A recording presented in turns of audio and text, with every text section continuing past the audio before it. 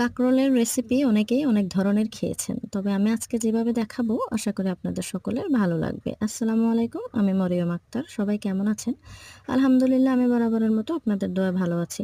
তো ১ম এ কাঁকরোলগুলোকে এভাবে একটা স্লাইস করে নিয়ে একটু লবণ দিয়ে পানি দিয়ে হাফ সিদ্ধ করে নেবেন। কিছুটা সিদ্ধ হয়ে আসলে একটা চামচের সাহায্যে ভিতর থেকে বিচিগুলো ফেলে দিবেন। দেখতে কিছুটা নৌকার মতো হবে।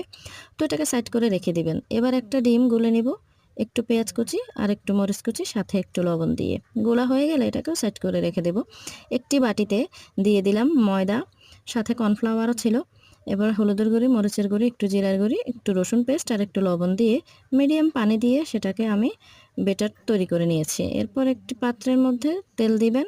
তেল দিয়ে ভাজার জন্য নৌকাটার ভিতরে সে তৈরি করে রাখা ডিম দিয়ে দিবেন। দিয়ে আস্তে ফ্লেমে একটি ঢাকনা দিয়ে ঢেকে দিবেন এবং কিছুক্ষণ পর সেগুলোকে নামিয়ে নেবেন। এরপর যে বেটারটা তৈরি করেছি সেটার মধ্যে দিয়ে ডুবিয়ে উল্টে পাল্টে সুন্দর করে ভেজে নিলে মুচমুচে কাঁকরোল ডিম চপ তৈরি হয়ে যাবে। এটা খেতে যে কি দারুণ, না খেলে বুঝতে পারবেন না।